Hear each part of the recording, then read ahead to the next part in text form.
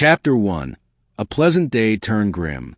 The morning began with that rare sort of sunlight that seemed to spread itself generously over the village of Larchford, touching the red brick of the cottages, making the geraniums blaze in their neat little pots, and giving the whitewashed walls of the Church of Purity one might have thought was reserved for postcards.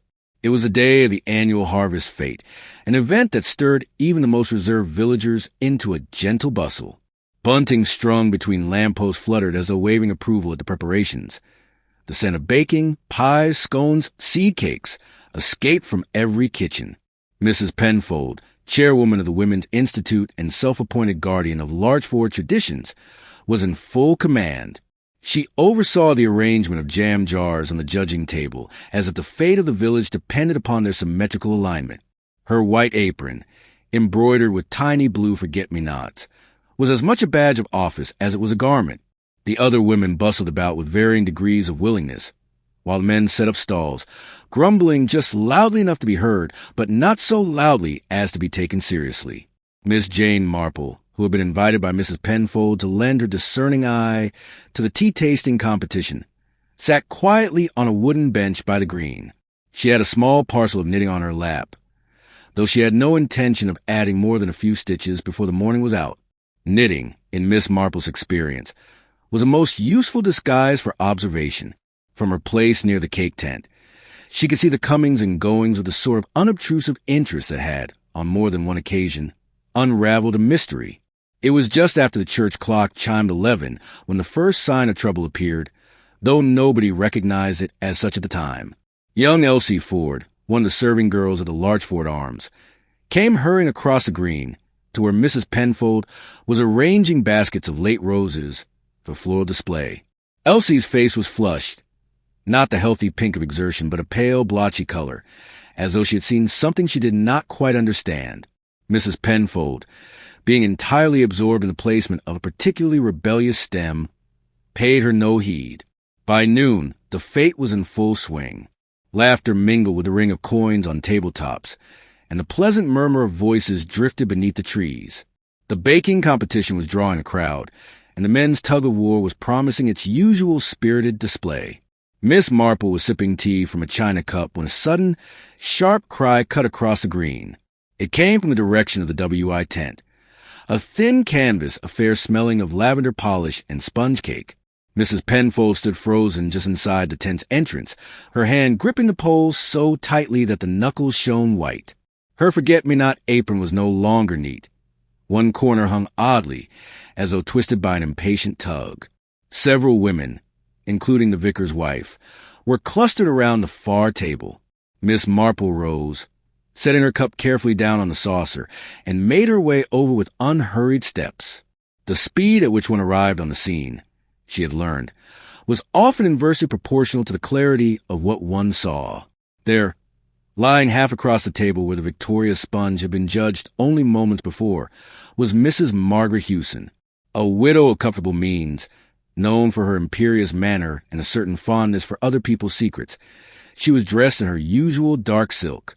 Her hat had fallen askew, revealing a thin strand of graying hair against her cheek. The alarming part was not her appearance, but the stillness of her body. The half-cut sponge beside her bore the neat mark of the knife she had evidently been holding. It was Elsie Ford who said, in a trembling voice, "She's dead." The word seemed to settle over the tent like a strange mist, dimming the colors and muting the sound of the fete outside. Mrs. Penfold began to mutter about fainting and sank onto a chair, while the vicar's wife wrung her hands in silent horror. Someone, Miss Marple thought it might have been old Mr. Cotter from the hardware shop, hurried away to fetch Dr. Sims. Miss Marple's gaze did not linger on the lifeless face of Mrs. Hewson. She looked instead at the tablecloth, where a small smear of what looked like icing sugar lay just beyond the edge of the plate, and then at Mrs. Penfold's apron, noting the curious way one corner was folded back upon itself. Her eyes moved to the space beneath the table, where the hem of the tablecloth brushed against something oddly rigid. When Dr. Sims arrived and bent over the body, there was a murmur of relief from the onlookers, as though his mere presence might reverse what had happened. But after a brief examination, he straightened, his expression grave. "She's gone," he said quietly. "Likely sudden, though not, I think, natural. There was a collective intake of breath. Not natural. The phrase traveled like wildfire from mouth to mouth, gathering weight as it went. Miss Marple stood a little apart from the group, hands resting lightly on her folded knitting. Her face was composed, even gentle, but behind her eyes something sharp and precise was turning over the scene. She had noticed the apron again, Mrs. Penfold's apron, not merely for its twisted corner, but because in that fold there seemed to be the outline of a small concealed pouch, as though the fabric had been stitched over to hide a pocket. It was not, perhaps, the sort of thing most people would find remarkable, but Miss Marple had long ago learned that in village life, as in human nature, the smallest things, an extra stitch, a hidden pocket, often concealed the largest truths. And in Larchford, on this sunlit festive day, something very small had already led to something very deadly. Chapter 2. The Village Reacts, Gossip and Theories. News in Larchford traveled with the efficiency of a migrating flock and the accuracy of a weathercock in a gale. By mid-afternoon, though the fate continued out of a kind of shocked politeness, the cheerful chatter had been replaced by that subdued hum one hears in waiting rooms and church porches. Children were led away from the green with promises of biscuits later, while adults formed small islands of murmuring speculation beside the coconut shy, the jam stall, and the croquet hoop stacked like forlorn halos by the hedge. The bunting still fluttered, stubbornly festive, as if determined to pretend that the day had not been unalterably changed. At the Larchford Arms, the public bar collected theory as a pond collects duckweed. Mr. Cotter, who prided himself on selling nails to 3 generations, was of the opinion that Mrs. Hewson had overdone it with the excitement. A diagnosis he repeated 3 times until Dr. Sims's words about unnatural causes were mentioned, at which point Mr. Cotter shook his head and lowered his voice to a pitch implying dark knowledge. Well, there's unnatural and there's unnatural, he observed. Could be her heart gave out on account of a shock. There's a lot of that about. His audience included the postmistress, Miss Clover, who had the kind of gentle smile that dared one to underestimate her, and a retired schoolmaster who cleared his throat before speaking and after, as if punctuation were a moral duty. I heard, Miss Clover ventured, that she'd been asking questions about the church funds. She looked apologetic even as she said it, but the notion hung there obligingly. The schoolmaster cleared his throat twice, which suggested dissent. Nonsense. Mrs. Hewson never moved for anything so dull, he replied. She liked brighter mischief. He looked into his glass as if it might supply a reference, then added, there was that business with the land behind Weaver's cottage. Someone said she knew something no one else did. The bar seemed to lean closer. Will, he concluded, pleased to have arrived at a word with such agreeable possibilities. Across the green at the tea tent, Mrs. Penfold had recovered herself sufficiently to become practical. Practicality was her antidote to fear. It served her through widowhood and the loss of 2 hens to a fox. She ordered the tablecloths removed and the cakes covered, which produced a lingering procession of women, with covered plates held at arm's length, as though contagion might be communicated by the mere proximity of sponge. The vicar's wife pressed her lips together in a way that suggested prayer, though the words that escaped were, "It is frightful, simply frightful." She cast a glance at Elsie Ford, who hovered near the pole like a leaf that had forgotten to fall. "You poor child," she went on, "you must sit." Elsie, who looked as though she might startle at any moment, obeyed and put her hands firmly on her knees, as if to stop them from shaking. Miss Marple had taken a turn about the green in the accustomed manner of one who walked to remember where things lay. She noticed the impression left in the trampled grass where the stretcher-bearers had paused. She noticed, too, the tidy coil of bunting rope near the elm and the way the corner of the WI-10 had been pegged down twice, though there was no wind to justify the fuss. She observed the faces of the villagers with that mild attentiveness that comforted and disarmed.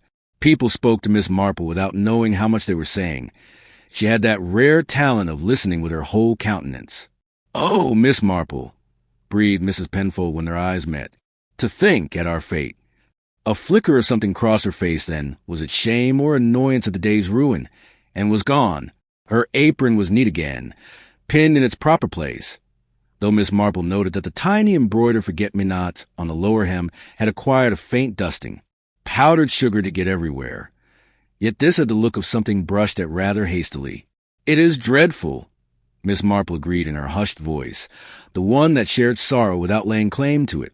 "These things do happen sometimes, alas, in the best ordered households, and, I suppose, at the best arranged fates." She cast a mild eye toward the table where the sponge had been judged. "People do not always behave as they ought when they think no one is looking." Mrs. Penfold blinked. "You mean the wickedness of it." But Miss Marple's comment drifted to other meanings in Mrs. Penfold's mind, and there took root among little memories. A quarrel half overheard, the sharp, bright sound of a plate set down too hard in a neighbor's kitchen, a whispered complaint that the widow Hewson had not kept her end of some unspoken bargain. The chairwoman fidgeted with her apron string, and Miss Marple noticed, almost absently, that the seam along the hem had the faintest of pulls, as though stitches had been tight over something and then eased. The vicar, who had been engaged with Dr. Sims in weighty, quiet discussion, came to make the necessary remarks. He spoke of tragedy and community, of prayer and reassurance. The words soothed, as they were intended to. They also gave permission for the next stage, the gathering into smaller knots and the sorting of rumor from speculation, which is something like picking currants from a cake without admitting you are doing it. Mr. Bowyer, the grocer, was certain he had seen Mrs. Hewson in animated conversation the previous afternoon with a stranger at the bus stop. "Tall fellow, thin as a rake, coat too heavy for the weather," he said, equipping his man with details as he went. "A London type." Mrs. Dalrymple, who had a brother in Croydon and thus felt herself an authority on London types, confirmed that such men were not to be trusted around wills or widows. Yet not all eyes turned outward for a convenient outsider. There were those who knew very well that Mrs. Hewson had cherished a collection of obligations in the village, many of them unpaid. She lent money in a helping hand fashion, and collected favors the way other women collected teacups. Mrs. Perry, who kept bees and a suspicious nature, whispered that Mrs. Hewson had threatened to foreclose on a small loan to the Merricks. "And what would that poor girl do then?" she demanded, meaning Kitty Merrick, who had married against advice and now had advice enough and no money. Margaret Hewson did not like to be cross. The phrase slid around a green, sticking where it found purchase. In the kitchen tent, the women washed plates in water that trembled in the basins. Conversation sounded normal, but each remark had a new carefulness, like footsteps on ice. "She was not kind," one voice said, and another, "She was not cruel either." "She remembered everything," added a third, which carried more dread than either praise or blame. Elsie Ford, who had been coaxed into a chair with a cup of sweet tea, stared at her hands. "She laughed at me," she said suddenly, in the tone of someone taking a splinter out, "about the way I tied my apron at the arms. Said it was sly to tuck a coin there. I never did." Her eyes shone with indignation that was almost relief. She laughed. The women looked at one another, and Miss Marple, passing by, thought of girls who had been laughed at and what they would or would not do to stop the laughter. By late afternoon, the first little eddies of theory had coalesced. If it was poison, and that word carried the dreadful intimacy of the domestic, then the question was how and by whom. The sponge had been on the table with two others. The judges had tasted all three. Mrs. Hewson had cut herself a slice, because she never could resist, someone said, and because it had won a blue ribbon, said another. Dr. Sims had taken away the remains with a grave, apologetic air. "We mustn't alarm ourselves unnecessarily," he told Miss Marple when they passed near the lich gate. "If it is what appears to be, it will be clear enough, and if it is not, it is still not our task to fear twice." He had known Miss Marple a long time and spoke to her as one speaks to weather, politely, acknowledging power without inviting storm. Miss Marple agreed, and her agreement was so soft as to be almost no sound at all. She was thinking, not of poison, for that was the province of chemists and coroners, but of hands, who had handled what and when, who had reason to stand where they did. She recalled the rigid something beneath the tablecloth that had grazed her glance. She remembered the odd double pegging of the tent corner and the powder-frosted hem of Mrs. Penfold's apron. She remembered, too, a story from years ago in St. Mary Mead. An apricot jam competition ended in scandal because one of the entries had a skim of brandy that wanted undeserved praise. It had not been wicked, strictly speaking, but one small deceit had led to another until, as Miss Marple liked to say, the cat was 3 hedges away, while everyone argued about the milk. Toward evening, the police car came with discreet purr, and Sergeant Greaves, a square, literal man, took down names in a neat book, his pencil moving with an air calm that soothed some and annoyed others. He asked questions with the implacable cheerfulness of a man reading directions aloud. Who cut the cake? Who poured the tea? Who was nearest? He stood at the entrance to the tent while he did it, which had the unintentional effect of turning the interior into a stage. Mrs. Penfold, summoned, answered quickly and, to her credit, precisely, though the color came and went in her cheeks. "We are quite ruined," she declared when it had gone, meaning the fate, the day, and possibly her reputation for immaculate order. Miss Marple murmured something sympathetic and watched the chairwoman's fingers return compulsively to the lower hem of the apron, smoothing, adjusting, as if denying that fabric could tell tales. The sun sat low, gilding the church windows, and the village took on that late afternoon gentleness which usually promises supper and rest. But there was no ordinary peace. Behind the carefully closed doors of cottage kitchens, of the grocer's back room, of the tiny office at the Arms where receipts were counted, voices were low and urgent. Accounts were balanced not only in ledgers but in memory, a sharp look given, a word refused, a kindness declined. Mrs. Hewson's name threaded through these reckonings like the strong string that binds packages at Christmas, necessary and faintly resented. In such retrospect, motives sprout like weeds after rain. Each person found, without quite intending to, a reason to be glad or sorry, or to insist that they were neither. Miss Marple returned to her lodging at Mrs. Weatherby's, that tidy house with the sound of the river just behind it and a view of the green that could be had by standing on tiptoe at the bedroom window. She took her knitting from its paper parcel and set in a few stitches, then undid them and put the needles down. "People are very much the same everywhere," she said to the quiet room, in the tone of someone patting a familiar cat. "When something dreadful happens, they all remember what they have kept put away." She thought of an apron with a hidden pocket and of laughter directed at a girl. She thought of the way the tent peg had been doubled, of how often a little extra fastening is an attempt to hold down something that wants to lift. Outside, the village lights pricked on one by one, as if each cottage were carefully lighting a question. There would be more talk in the morning, more certainty, fewer facts. That was the way of things. Miss Marple folded her knitting and reached for her teacup, only to remember that she had not poured any. She smiled, a private, rueful thing. It was not tea she needed, but time. Human nature, like a good strong brew, revealed itself best when left to steep. And here in Larchford, beneath the bunting and beside the neat rows of geraniums, there was already a richness in the air, an infusion of secrets that would, given patience, separate, settle, and show their color. Chapter 3. The First Clues and Suspicions. Morning in Larchford brought a fine white mist that clung to the hedgerows and softened the outlines of the cottages, as though the village wished to delay showing its face after the events of the day before. By 8 o'clock, the mist was thinning, revealing patches of pale sunlight in the usual orderly rhythms, milk delivered, curtains drawn back, and the postman's whistle sounding faintly along the lanes. Yet beneath the routine there was a tautness, a sense that the air held something unsaid. Sergeant Greaves returned just after 9, his notebook tucked firmly under his arm.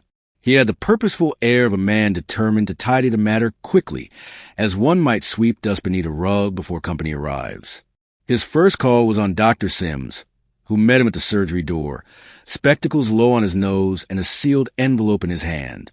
The preliminary report, the doctor said quietly, "I can't be certain until the tests are back in the county, but I believe you'll find the cause instructive."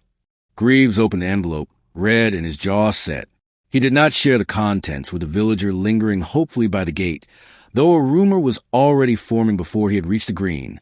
At Mrs. Weatherby's breakfast table, Miss Marple spread marmalade on her toast with the unhurried care of someone in no danger of missing a train. The widow Weatherby, however, was in a state of mild agitation, pouring the tea with rather more force than was required. "They're saying it was poison," she whispered, though there was no one else in the room. "In the sponge, of all things." And the talk as it must have been meant for her, poor Mrs. Hewson, because no one else touched that particular slice. She set down the pot with a little click and added, I always said those competitions were nothing but trouble, too much envy, and flour all over everything. Miss Marple smiled faintly, her eyes thoughtful. Poison is a most intimate sort of weapon, she remarked. It requires a nearness. If not an affection, then certainly an access. One must be very certain of one's opportunity, and of what one wishes to achieve. She stirred her tea, watching the ripples fade. And it so often happens that in wishing to harm one person, another is touched instead. The sergeant's first round of questions that morning was brisk and businesslike. Mrs. Penfold was interviewed in her own sitting room, surrounded by neat cushions and the faint scent of lavender polish. She confirmed that she had arranged the cakes on the judging table herself, though she insisted she had not cut or served the slice Mrs. Hewson had eaten. I was occupied with the roses at that point, she said. Elsie Ford was nearest the table, if I recall, and Mrs. Perry was pouring tea. She hesitated, then added, though I did fetch an extra knife from the supply box when one went missing. That was just before. Greaves noted this with a frown. Missing implements rarely boded well. Meanwhile, Miss Marple took a quiet stroll past the now-empty fete grounds. The grass was flattened where the tent had stood, and a few pieces of bunting dangled from the elm as though the day had been abandoned mid-celebration, near the spot where the judging table had been. She bent slightly, pretending to inspect the ground.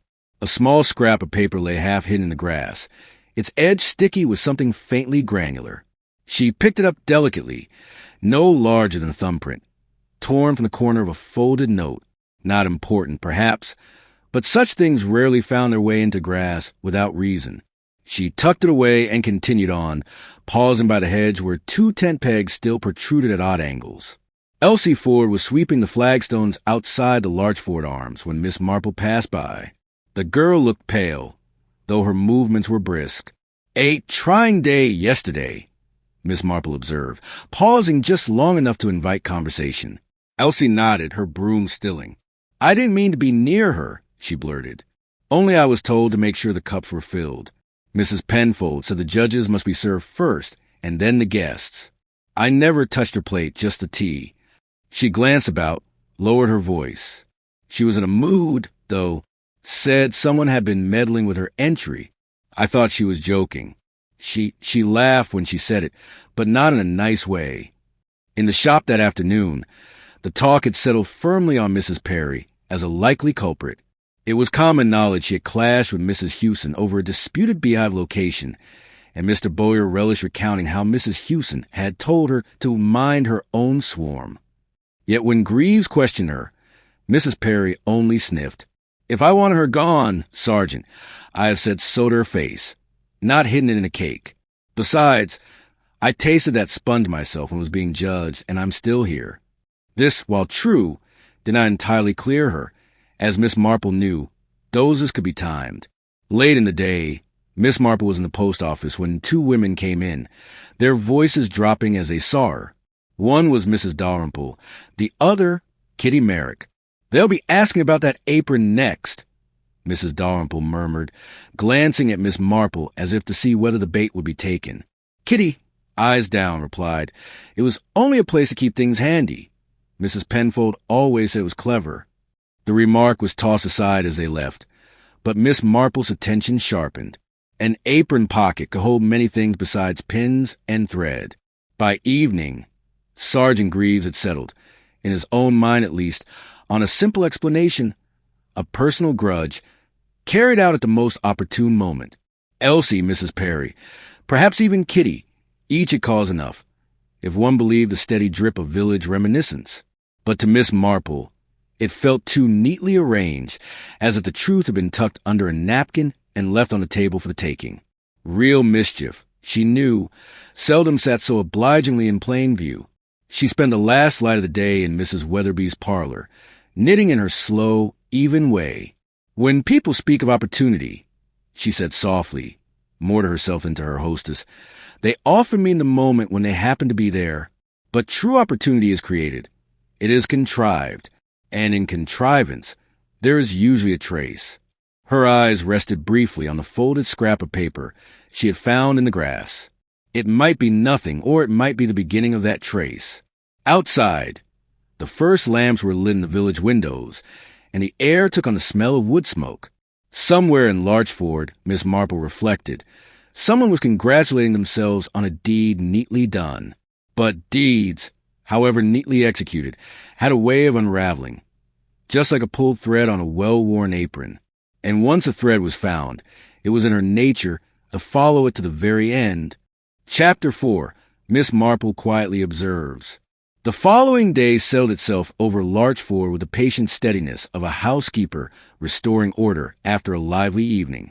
Windows were open to the mild air, doormats shook discreetly, and the village, having feasted on talk, now turned to the washing up of its conscience. One might have thought the green entirely innocent of yesterday's scandal, save for two oddly angled patches where the tent pegs had been, like healed punctures on a neat lawn. Miss Marple, who approved of tidiness in principle and distrusted it in practice, took her constitutional in that direction, moving with a mild, unthreatening purpose of a robin at the edge of a border. Sergeant Greves's men had been thorough in their fashion. The tables were gone, the ground raked for anything obvious. But obvious is a word that often does a great deal concealing.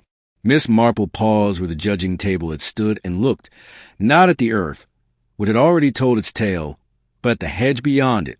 A hawthorn branch showed a faint dusting, almost a bloom, on two of its leaves, as though a sugar-laden hand had brushed them, or a breeze had carried powder in a very particular direction. Breezes are impartial. Hands are not. She reached out a gloved finger, touched, and thought of the sticky-edged scrap of paper she had found yesterday. Granular, yes. She tucked the thought away as carefully as she had tucked the paper. Her morning carried her to the post office at a time when respectable people pay bills, and less respectable ones avoid doing so. Miss Clover, the postmistress, had a way of weighing both parcels and characters with the same tranquil accuracy. She was serving Kitty Merrick, whose face possessed that strained brightness one sees in those who refuse to admit to tears. Kitty had brought a small wrapped parcel tied with string. She handled it with cautious affection, like something borrowed from fate and not yet fully owned. "Needn't be registered," Kitty said, flustered, when Miss Clover reached for the blue slips. "It's only embroidery cotton for Cousin Madge. She sent me the wrong shade last time." She hesitated, then added, as if to prove the harmlessness of it, "Number 742, Forget-Me-Not Blue." Miss Marple, at the rack of postcards, did not turn. Forget-Me-Not Blue. One hears a color and sees, quite unbidden, a certain apron. She arranged the postcard with mild satisfaction. Larchford Church in spring. The arms with hanging baskets. The green on fete day, an older one. Bunting lifted, and a smiling crowd who knew nothing of yesterday's emptiness. The mind, like a haberdashery drawer, sorts without being asked.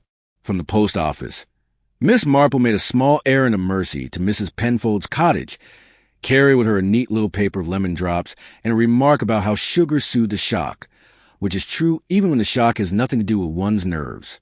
Mrs. Penfold received her with stiff gratitude.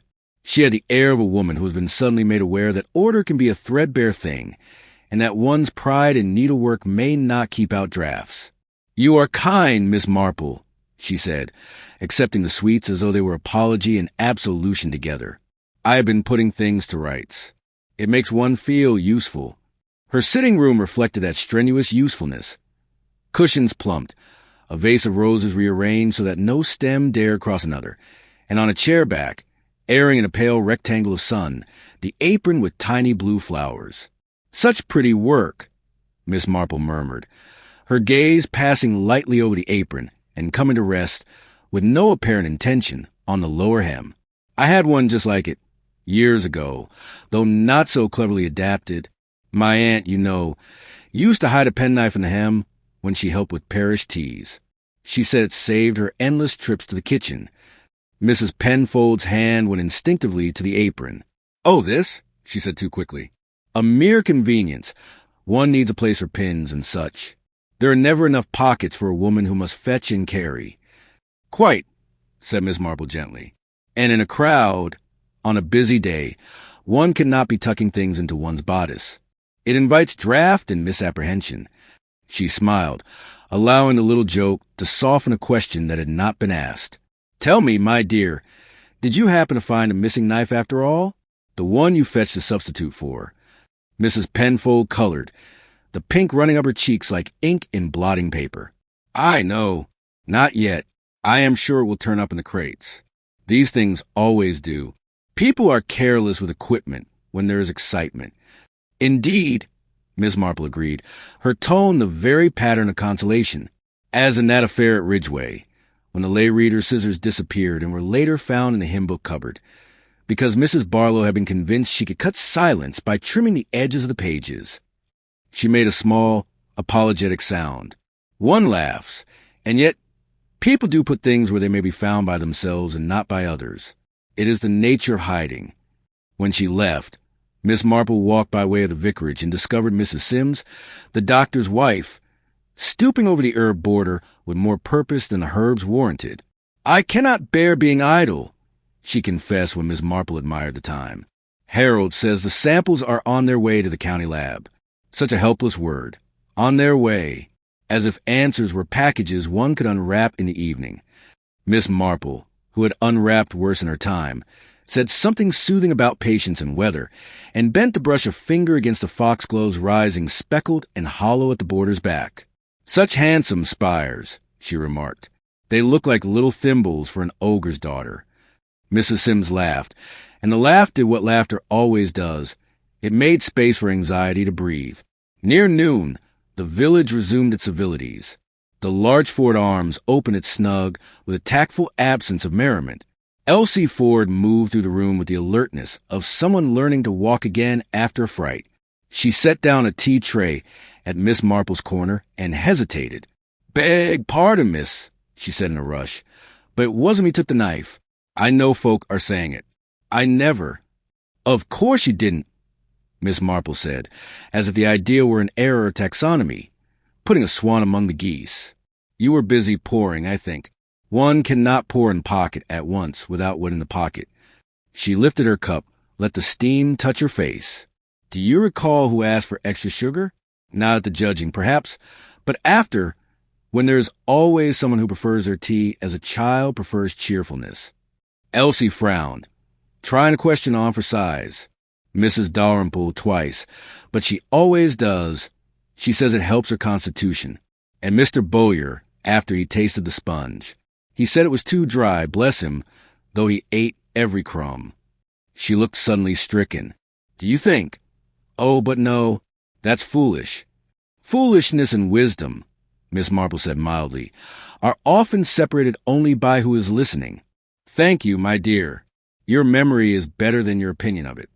From her chair, Miss Marple could see the little shelf where packets of sugar were kept in a glass jar, the paper twists that looked so innocent and helped themselves to pockets.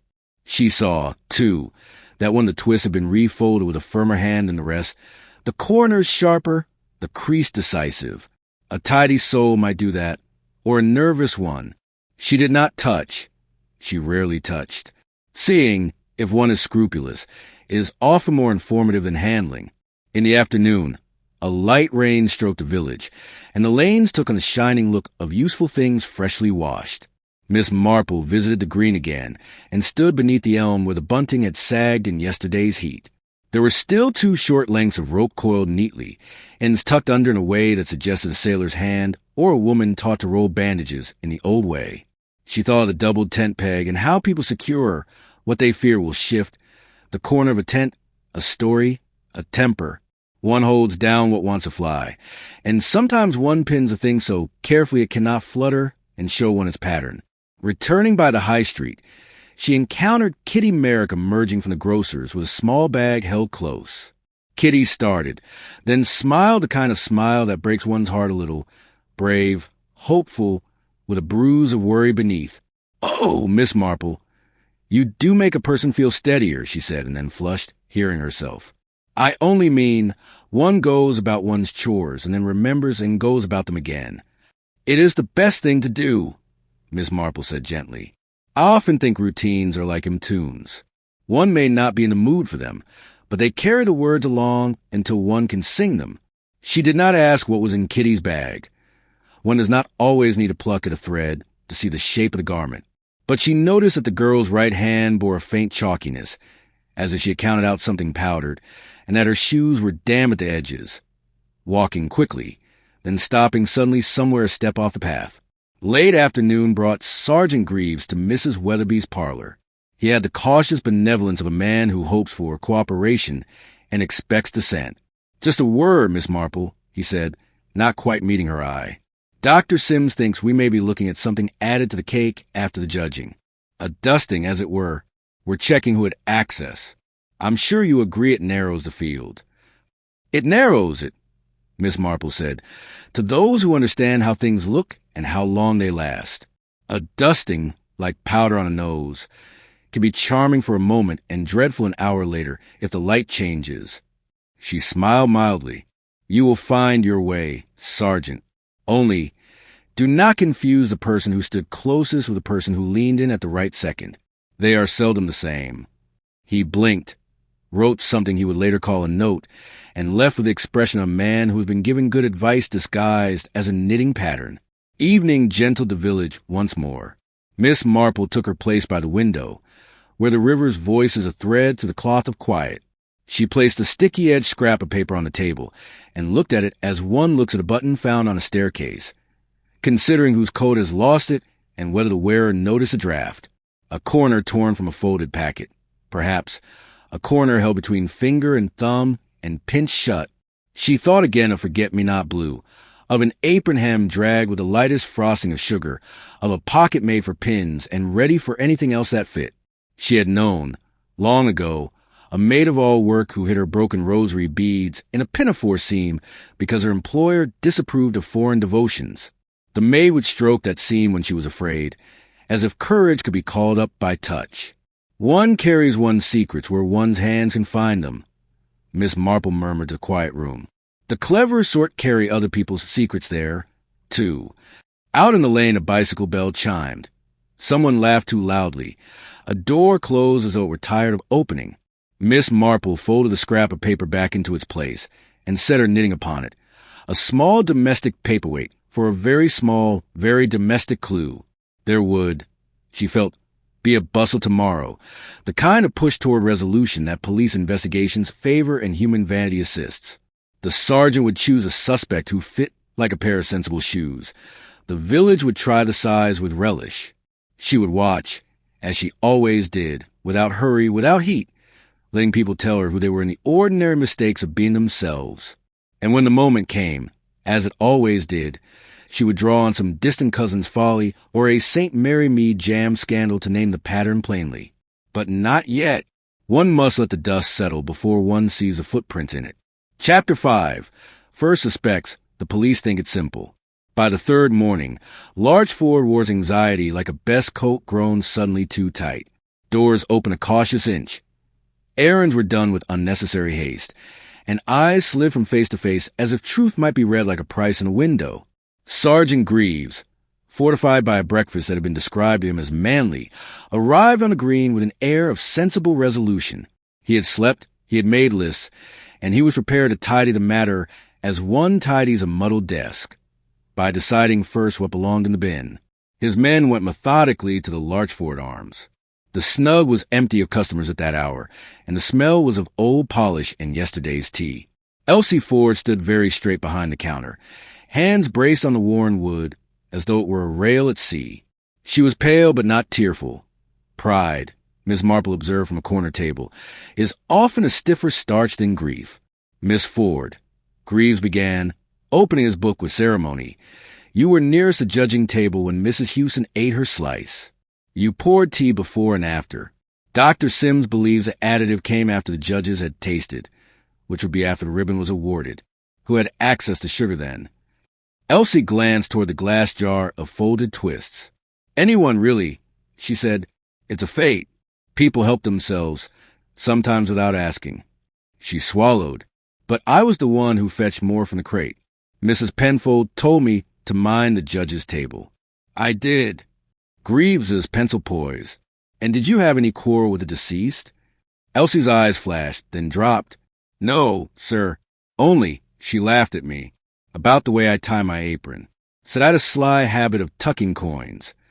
The words came quickly, a splinter pulled. She didn't like me much. But laughing isn't a quarrel. Sometimes it starts one, Greaves said, which was not untrue, and wrote neatly. Laughed at her. He nodded to Constable Reeve, who lifted the sugar jar, peered in with officious care, and set it down again. One twist, Miss Marple noted, still had that decisive crease she had observed yesterday. It sat among the others like a folded letter among airy notes. Greaves's next stop was the Penfold cottage. The chairwoman met him at the door with her apron restored to its ceremonial perfection. The blue forget-me-not smiled up from her hem with an innocence that suggested work done by a careful friend. In the sitting room, under the fragrance of lavender and rose leaves, the sergeant asked his tidy questions. Mrs. Penfold, equally tidy, supplied her tidy answers. You arranged the cakes? I did. You fetched a second knife when the first went missing? I did. Have you found the first? I have not. A slight pause. I imagine it was returned to the wrong crate. People are careless. Greaves made a sound that could be read as agreement. And sugar? Did you direct Miss Ford to fetch more? I did, Mrs. Penfold said with the faintest lift of chin. I required everything to be orderly, Sergeant. If that be a crime, then I am at fault. Orderly is not a crime, Greaves returned, though a polite voice in his head, long married to a house-proud woman, added, sometimes as a warning. Out loud, he said, who else stood near the table after the judging? Mrs. Penfold considered, as if arranging cutlery. Mrs. Perry, pouring. The vicar's wife, hovering. Mr. Bowyer came for a second look at the sponge. He does that, you know, as if admiration improved flavor. Kitty Merrick passed by. She never lingers near me these days. Why is that? Greaves put in, quick as a hand to a falling cup. Mrs. Penfold's mouth tightened, just a stitch, a seam under strain. On account of village business. It is no matter. It was exactly the sort of statement that suggests matter in abundance. Greaves wrote, tension with Kitty. He thanked her and left. Mrs. Penfold remained standing for a time after the door closed, her hand unconsciously smoothing the apron's lower hem. When she noticed what she was doing, she stopped too suddenly and turned away. From the Penfold cottage, the sergeant made for the Merrick's rooms above the cobbler's. He was given tea that tasted of anxiety and thrift. Kitty sat on the edge of a chair, spine straight, hands quiet in her lap. You knew Mrs. Hewson. Greaves said, everyone knew Mrs. Hewson, Kitty replied, with a brave attempt at lightness. You owed her money, he continued, not unkindly. Kitty's chin lifted a fraction, the only sign that the arrow had gone home. My husband did, she said, before he died. I kept paying what I could.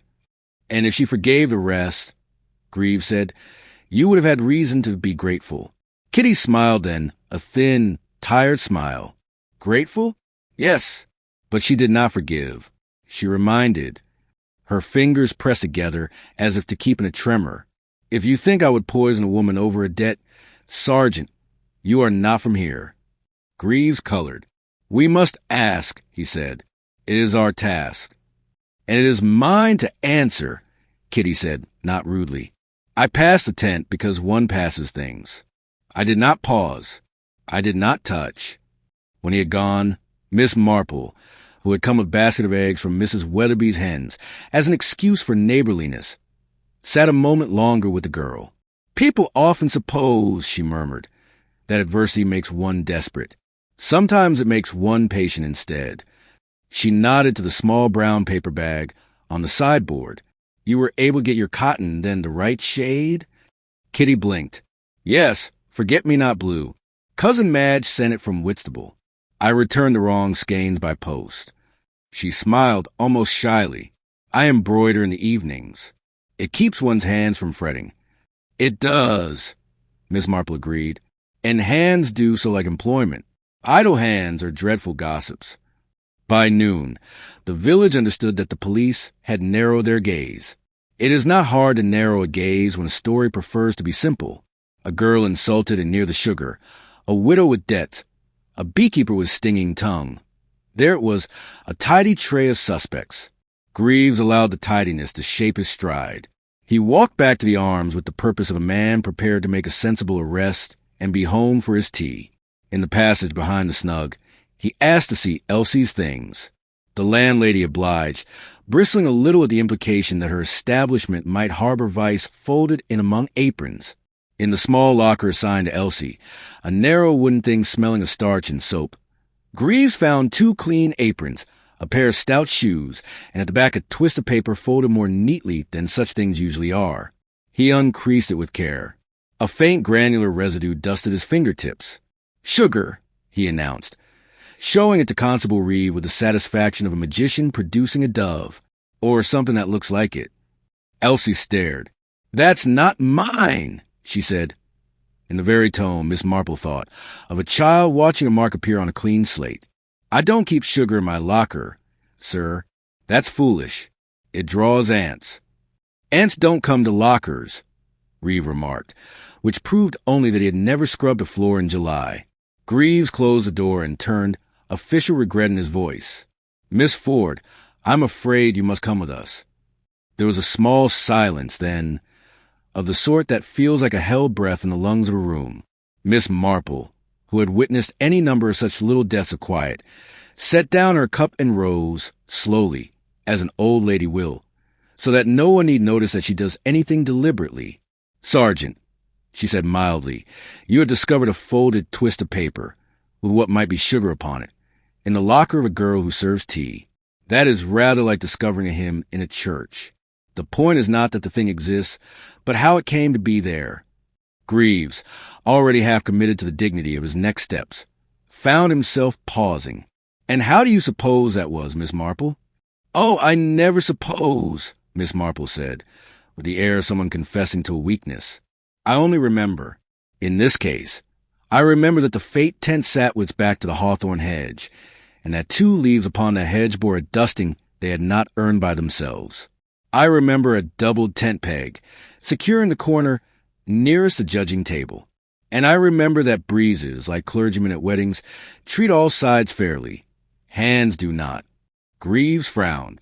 Meaning, Miss Marple returned gently, that dust would not travel in a straight, particular path from the table to the hedge unless gravity or a human intention assisted it. If the dusting occurred after the judging, as Dr. Sims suggests, it was done quickly, discreetly, and by a person who either leaned in from a hedge or reached through the tent's corner. A person outside appears, to most observers inside, as no person at all. Constable Reeve shifted, as if a pebble had found its way into his shoe. But who would do a thing like that?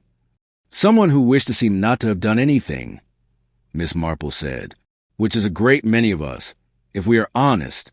A tidy soul, perhaps, one who likes corner secured." She smiled apologetically. "I am only an old woman who looks at leaves. You must do what you think best."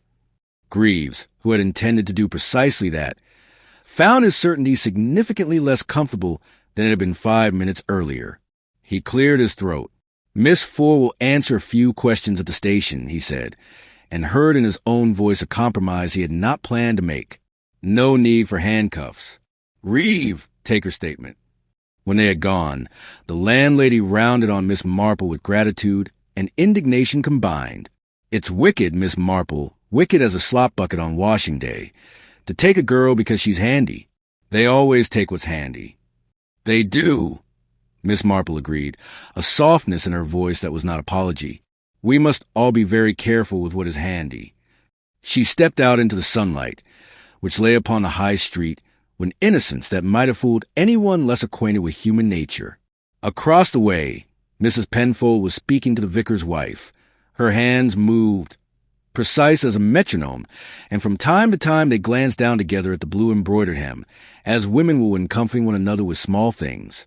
Kitty Merrick, emerging from the grocer's with a paper packet, paused to let them pass. She lowered her eyes, but not quickly enough to hide the distaste that flickered and was gone. Mr. Bowyer stood in his doorway, considering the scene with proprietary melancholy, as if the village were a ham he had sold and regretted. Miss Marple walked on, thinking of pegs and pockets and powder that behaves differently in wind than in fingers. She thought of the twist in Elsie's locker that had sat too neatly, like a photograph placed atop a heap rather than found within it. And she thought, in that deep, mild way of hers, of how often guilt prefers tidiness, while innocence leaves a muddle behind it. By evening, the village had agreed, because villages must, that the police were quite right to act swiftly and equally right to proceed cautiously. It takes a certain skill to hold two such dishes at once, but Larchford had always been adept at balance trays. Elsie was being helped with her recollections. Mrs. Penfold was being magnanimous under strain. Kitty was bravely keeping up. Mrs. Perry, who had loudly declared her willingness to repeat her opinions to anyone in uniform, was being herself, and Miss Marple, in Mrs. Weatherby's parlor with her knitting once more at rest in her lap, allowed herself the smallest of nods. The police thought it simple.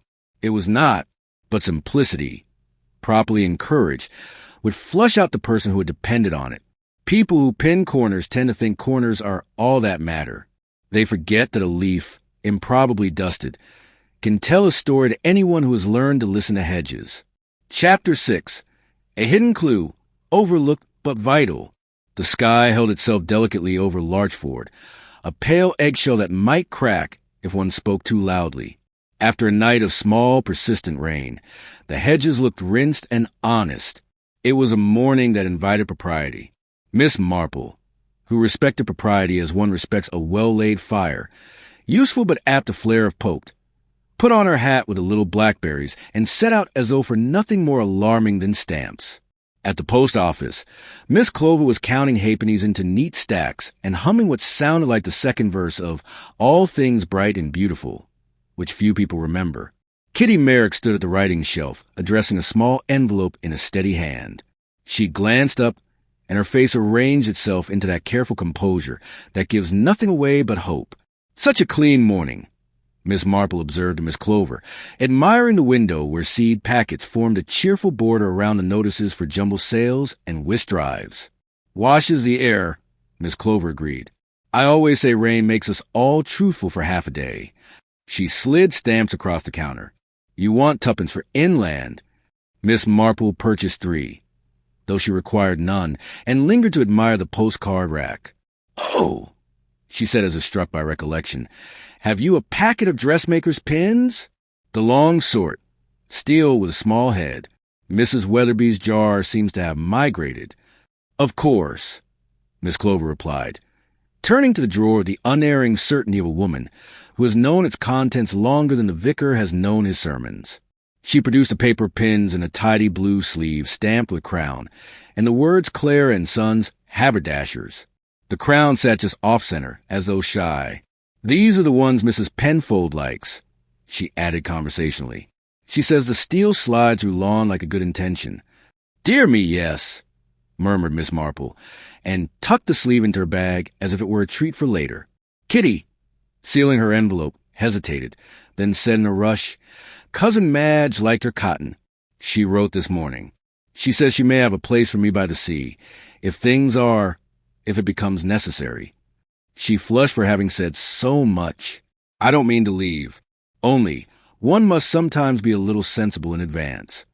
One must, Miss Marple agreed gently. Sensible people prepare to stay or to go and look precisely the same to the unobservant. She let the girl see something like approval, which is an excellent tonic when given in small, medicinal sips. From the post office, Miss Marple took the lane not directly home, but by the green, where the grass now showed the faint, darker rectangles that mark where a tennis stood, rather as a removed picture leaves a paler wall. She paused by the hawthorn hedge. The curious dusting she had seen yesterday had become tacky with damp, clinging to 2 leaves like a memory that will not be brushed away. She touched one leaf lightly with her gloved knuckle, then lifted her hand to the light, granular still and not entirely white. There was the faintest blush of cream, a more domestic shade than snow. Icing sugar will do that with butter. One learns such things simply by being alive in kitchens. A small movement caught her eye, a robin making busy pretense of importance on a hedge top, and as she looked up the tent corner arranged itself again in her mind. The double peg, the rope coiled, tidy and tucked, the fall of canvas that would have drooped slightly along the hedge, leaving a narrow triangle of privacy to the rear. A hand could quite comfortably reach through such a corner with the assurance that no one, in the brightness and chatter inside, would remark on what belonged outside. "Miss Marple," called a voice, and she turned to find Dr. Sims's wife coming along the path with a basket of mint. "Do come to the surgery if you have a minute. Harold says there's nothing definite, but preliminary things are sometimes informative, and I thought you might like to be informed." Mrs. Sims was not a gossip. She was a nervous steward of information, and it soothed her to give a portion where it would be well kept. In the doctor's little back room, with its faint medicinal smell and framed prints of bones that could have used a bit of cheer, Dr. Sims handed Miss Marple a piece of paper, like a man offering a slice of truth with the rind still on. "Provisional only," he said. "The county will give chapter and verse. But I think we are looking at a stimulant of the cardiac variety. Digitalis is not improbable. It is the sort of thing that may be dried and powdered by anyone foolish enough to fancy themselves half an apothecary. We have rather a rash of foxglove about the place just now." He said this last with a grimness that was not botanical. Miss Marple's mind touched the herb border at the vicarage in the speckled throats of blooms, thimbles for an ogre's daughter. "It is a plant that invites mischief," she said softly. "Pretty, present, and unforgiving." "Quite," said the doctor, "and easily concealed in something sweet. The taste is bitter, but not boldly so. A dusting would do." His mouth tightened. "The judges, of course, sampled earlier. If the addition came later, only the victim may have received it. Only the one who took the slice that had been prettily made ready," Miss Marple said. And she reached for it herself. "Did she not always?" "She did," said the doctor, and the room held a moment of silence for a woman who had believed herself safe because she selected her own pleasures. Leaving the surgery, Miss Marple turned her steps toward Mrs. Penfold's cottage, not as a detective, but as an old lady paying a call more helpful than it appears. She carried with her the paper pins and the lemon drops that had not yet been offered. Mrs. Penfold opened the door with the faint weariness of a kettle boiled once too often. "My dear," Miss Marple said, apologetic for existing, as only the most certain women know how to be, "I have come to commit a small theft of your time. I brought some pins, Clare & Sons, the ones you like. Mrs. Weatherby's drawer is bare." Mrs. Penfold's expression eased a trifle. "You are a comfort, Miss Marple. Do sit. I have been making a list of what must be returned to the W.I. cupboard. One does not think of such things until one must."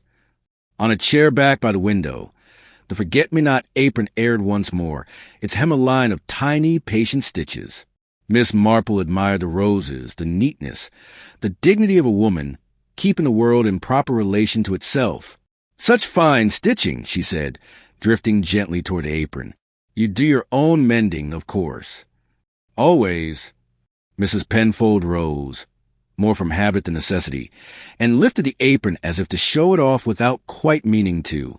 "I reinforced the hem last month. Aprons take the strain along the edge. A hidden pocket is a convenience, though people make remarks. Men do not understand pockets in garments that do not belong to them." She smiled palely. Miss Marple, taking the apron in her careful hands, admired the embroidery first. The tiny flowers in that particular sky blue that girls call forget-me-not and shops call 742. Then she let her finger drift along the hem, feeling the thickness made by the turned fabric. In 2 places the stitching was very slightly different, the tension a little tighter, the cotton a shade brighter, as if it had come from a new skein used to repair an old seam.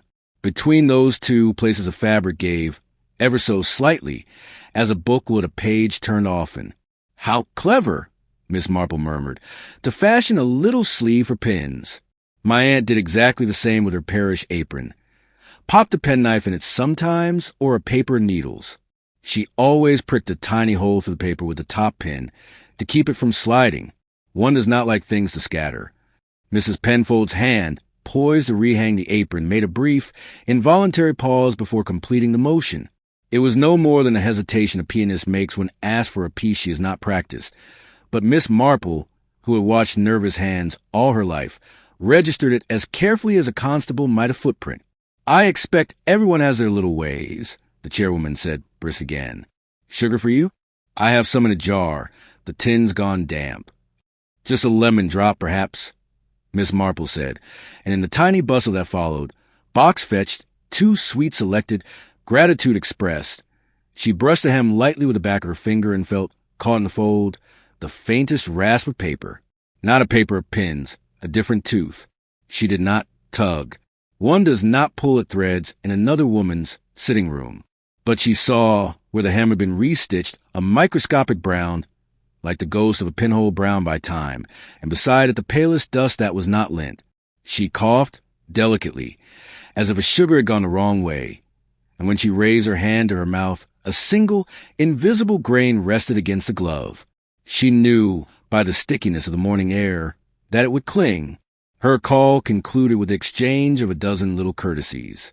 Outside, Miss Marple stood a moment in the lane and looked down at her glove. She thought of the sugar twist in the arm's glass jar, the way one had been refolded with resolute care. She thought of the twist from Elsie's locker, sharp creases, yes, but smelling faintly, when Constable Reeve had unrolled it, of lavender, which was not the arm smell, but Mrs. Penfold's. Smells are the fingerprints of rooms. One only needs to have dusted enough mantelpieces to know that. At Mr. Bowyer's, she asked, oh so casually, whether the sugar twist of fate had come from him or from a supplier. From me, he said at once. Please be essential. Pack it by Clare and Sons. The same firm do pins and thread. Funny enough, you can tell they're paper. See, it has the little off-center crown, if you catch it in the light. He demonstrated with a pride that would have charmed a less purposeful woman. Dear me, said Miss Marple, so it does. The twist produced for her admiration had that shy crown, precisely like the sleeve of pins in her bag. By contrast, the arm's everyday sugar, she learned by the simple expedient of buying a tea and setting the packet on a windowsill, bore the name of a cheaper wholesaler and no crown at all. In the afternoon, she took a slow turn past the vicarage border again. The foxgloves stood like polite sentries. Bees paused at their lips and then moved on with grave industry. In the soil beneath them a small mark caught her eye, a heel print narrow, with a tiny nick at the edge as if the leather had met a stone earlier and carried the memory. Miss Marple's own shoes made a broader, older mark. She looked back down the path, thinking of who in Larchford wore a sensible, narrow heel and stood often and long. The answer was not a secret. It was only a habit. Evening found her at Mrs. Weatherby's table with a saucer and the paper pins. She drew out one pin with its tiny black head and held it against the sticky-edged scrap she had kept from a grass. The pin slid neatly into a hole at the torn corner, not made by tearing, but by intention. She placed beside a sugar twist she had carried away from the arms, the unmarked kind, and another, obtained by the bland request to Mr. Bowyer for a sample, the crown kind. The crown paper matched the texture of her scrap. The crown paper, too, accepted the pin's entry with a familiar ease that felt like habit remembered. One pins what one wishes to keep to hand. One keeps to hand what one plans to use quietly. There was nothing theatrical in her satisfaction. It was the sober contentment of a woman whose bread has risen evenly. Overlooked, but very useful, she said to the empty room, meaning the brown at a hem. The faint perfume of lavender on a sugar twist, the modest little crown impressed by an unambitious printer. She thought of the doubled tent peg and clean triangle of privacy at the back of the fate tent, of a hand that likes a corner secured, of a woman who considers order a bulwark against chaos and pockets of practical necessity. She did not name a name, not even in the privacy of her tidy mind. Names come late, but she saw, clearly now, the method, a doctored twist pin safely in a hidden sleeve, a moment stolen by means of secured corner and a hedge, a dusting that would look like kindness and behave like murder. The simplest motions, cloaked in the simplest habits. If Sergeant Greaves had been in the room, he would have asked for her conclusion. Miss Marple would have smiled and said, "Oh, my dear, I never conclude. I only notice. And what I notice is that the thing we all saw, the sugar, was the very thing we did not look at closely, because it was too ordinary to bear attention." She reached for her knitting, set the first stitch, and held a moment on the needle, considering how best to drop a word here, a question there. so that the person who had relied on tidiness would find their neat world just untidied enough to trip on. Outside, the river made its patient sound. Somewhere, a clock struck 7 in a voice that had comforted the village for years. Larchford seemed unchanged, and yet, to Miss Marple's attentive ear, a new note had entered its music. The thread of a pattern drawn tighter by the smallest of things. A pinprick, a grain, a shy little crown impressed where no one had thought to look. Chapter 7. Confrontations and Secrets. The next morning dawned with a brittle sort of sunshine, the kind that looks cheerful until one feels a chill in it. Larchford had, by now, reached the stage of scandal where people begin to select sides. Not openly, of course, but in those tiny adjustments of expression and tone that declare allegiance without the bother of banners. Conversations at the grocer's were shorter, smiles more fixed, and a good morning at the post office took on subtle variations in temperature. Sergeant Greaves, who preferred the world to stay neatly in columns, names, dates, statements, was feeling the strain of this invisible partitioning. It was not that people refused to speak. Indeed, they spoke freely enough, but each seemed to believe that offering up another person's faults was the same thing as providing evidence. He had been given to understand, in the course of 1 hour, that Mrs. Perry was not the sort to forgive a sting, that Kitty Merrick couldn't bear to lose face over money, and that Mrs. Penfold would sooner die than have a scene in public, unless she could win it. Miss Marple, sitting quietly in the corner of the grocer's that morning, observed the way Mr. Bowyer leaned forward when speaking to Mrs. Dalrymple, his voice lowered just enough to make people strain to overhear. "It's only sense," he was saying, "that it was someone who could get near without question. Not me, mind, I was busy weighing apples. But I did see Kitty pass close behind Mrs. Penfold at one point. Might have been nothing. Might have been," he let the thought hang in the air, "a well-baited hook for any imagination passing by." Mrs. Dalrymple bit, as he knew she would. She has that way of slipping past without being noticed. That girl always has. I've said it before. "That's because she's small," Mr. Bowyer replied, spreading his hands as if to indicate his fairness. "Small folk move quieter. Not their fault, of course. Just the way of things." From her place by the pickle jars, Miss Marple allowed her knitting needles to pause. She had heard such careful planting before, remarks sown like seeds in a neighbor's ear, to sprout at the next gathering.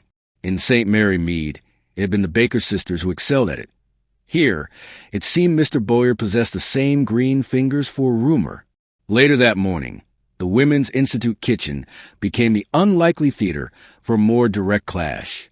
Mrs. Perry, tall and angular as a new broom, was scrubbing at a tea urn with force that suggested it had wronged her personally. Mrs. Penfold entered, her composure as neat as her collar, and stopped short at the sight of her. "I thought you were taking the morning at your hives," Mrs. Penfold said, her voice polite but edged. "I was," Mrs. Perry replied without looking up, "until I heard you'd been telling Sergeant Greaves I was pouring tea when the sugar was fetched. That makes it sound as if my hands were free for mischief." Mrs. Penfold's mouth tightened. "I merely answered his question, which is my duty. I can't help how things sound to those determined to hear them wrong." Mrs. Perry said, with the satisfaction of someone who had just added another tally to a private list. "Well, if we're on duty to the truth, perhaps I should tell him about that apron of yours. The one with the extra hem. Handy, that. Could keep anything in it." The air between them held very still for a moment. Then Mrs. Penfold said, very precisely, "You may tell him whatever you please, as long as you do so in your own name and not by dropping hints like loose pins." She turned and left, her back straight enough to balance a tray on. Miss Marple, who had been standing in the doorway unseen by either, stepped quietly back into the passage. There was no need to interrupt. Tempers, left to simmer, often reduce themselves to a more concentrated truth. She noted the expressions, the choice of words, particularly Mrs. Perry's handy, and thought again of the sugar twist with the shy crown in Elsie's locker. At midday, she took tea at the Larchford Arms, choosing a table by the window where the light fell on the sugar jar. Elsie brought her the tray with her usual briskness, but there was a tension in the girl's movements. "They're still asking about me," she said suddenly, unburdening herself into the gentle quiet that seemed to form around Miss Marple. Like I'd be fool enough to leave something in my own locker. People often overlook the foolishness of planting what can be found, Miss Marple replied, spooning her tea. It's a way of making things look simple when they're not. She stirred, letting the sugar dissolve. Have you quarreled with Mrs. Penfold? Elsie blinked. No, miss. I mean, she's sharp sometimes, but she's a chairwoman. She's sharp with everyone. Only, she hesitated. Well, I once caught her in the kitchen, taking a twist of sugar from her own pocket instead of the jar. Said it was because she liked to be sure it was clean. I thought it odd, but people have their ways. Miss Marple smiled as if at a harmless eccentricity, but her mind tucked the remark into its growing file. Sugar in one's pocket was a domestic quirk until it was not. That afternoon brought another ripple of disturbance. Kitty Merrick, carrying a basket of eggs from Mrs. Weatherby's, passed Mrs. Dalrymple on the lane. A few words were exchanged, low at first, then sharper. Mrs. Dalrymple's voice rose just enough to be heard by Mrs. Sims, who was pruning her roses nearby. If you think your debt is reason enough, Mrs. Dalrymple was saying. Kitty's reply was quick, almost fierce. I don't harm people for money. I work for it. And if you repeat that, you'll be saying more about yourself than about me. She walked on, leaving Mrs. Dalrymple with a tight-lipped expression of someone who has been refused the last word. Mrs. Sims, who had the village's best intentions at heart and a tendency to pass them along, mentioned the scene to Miss Marple when they met outside the chemist's. It's such a pity, she sighed. One hates to see a young woman spoken to in the lane like that. Indeed, Miss Marple agreed, thinking of how disputes in public were rarely spontaneous. They were often the result of pressure applied quietly elsewhere until the release became inevitable. By evening, the village was humming with these small altercations. None of them, taken alone, amounted to more than cross words. But to Miss Marple, they formed a pattern. People were not simply talking. They were defending, deflecting, or distracting. The murder had unsettled the tidy web of civility, and in the gaps, other grievances were creeping through. She sat in Mrs. Weatherby's parlor after supper, her knitting in her lap, and thought of the day's scenes. Mrs. Perry challenging Mrs. Penfold, Mr. Bowyer planting doubts about Kitty, Elsie's quiet disclosure about sugar in a pocket, Kitty's open defiance in the lane. All different in tone, but each an attempt to shift attention from oneself to another. It reminded her of a game the children in St. Mary Mead used to play, Pass the Thimble, where the object was to make someone else seem the holder without ever revealing the moment it had left one's own hand. In that game, as in life, the trick was not in the passing, but in the pretending that nothing had moved at all. She laid down her knitting and reached for her tea. It will come to a head soon, she murmured, more to the ticking clock than to herself. Secrets don't like being crowded. They either slip out or fight their way free. And in Larchford, she thought, there were more secrets jostling for air than anyone yet realized. Chapter 8. Another twist, a second crime. By the fourth day, Larchford's calm had acquired a hairline crack, the kind a careful housewife pretends not to see while making a mental note to fetch putty. The village wished very much to get back to the business of ordinary life.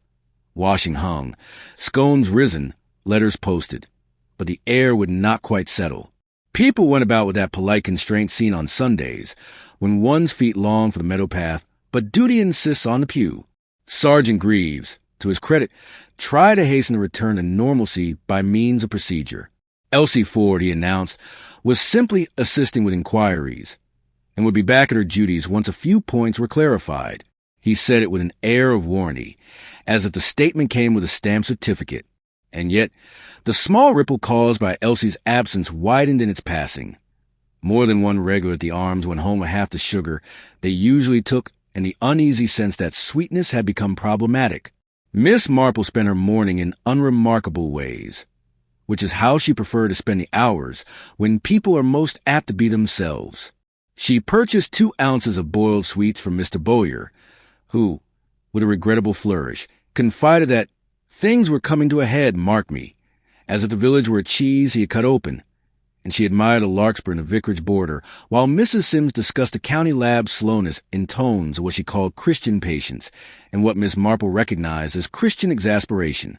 She made a mild remark about the weather to Kitty Merrick, whom she encountered near the green, and refrained from noticing aloud how carefully Kitty's expression was composed whenever Mrs. Penfold passed. It was near 3 o'clock when the second disturbance came, slipping into the day with none of the fanfare of the fate's catastrophe. The Women's Institute had convened in their kitchen to inventory the cups and saucers, an occupation that demanded authority and soothed nerves. Mrs. Penfold presided with a ledger. Mrs. Perry polished. Mrs. Dalrymple counted aloud with an accuracy that did not extend to her judgments of character. The air was pleasantly steamy, smelling of soap and drying china. "Tea," said Mrs. Penfold at last, shutting the ledger with a firm hope that closing a book closes the topics within it. "We shall have a cup and end the afternoon properly." She moved with practiced neatness.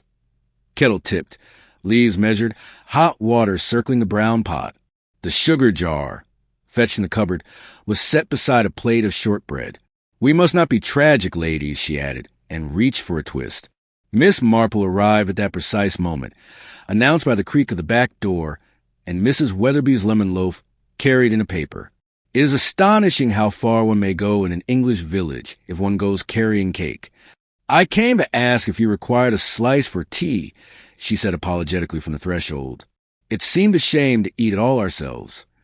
She set it down and, while courtesies rose and fell around her, observed very quietly the sugar jar.